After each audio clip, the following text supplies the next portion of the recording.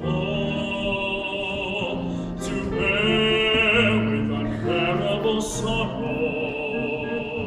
to right uncountable wrong, to right the unrightable wrong, to love pure and chaste from afar,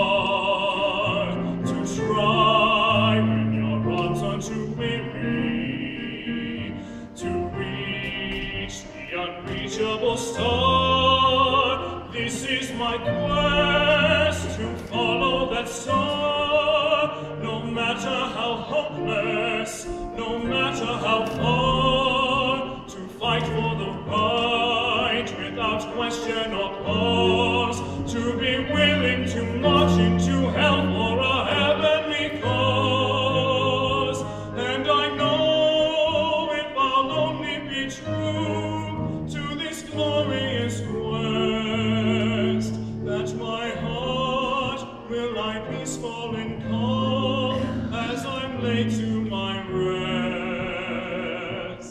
And the world will be better for this, that one man scorned and covered with scars,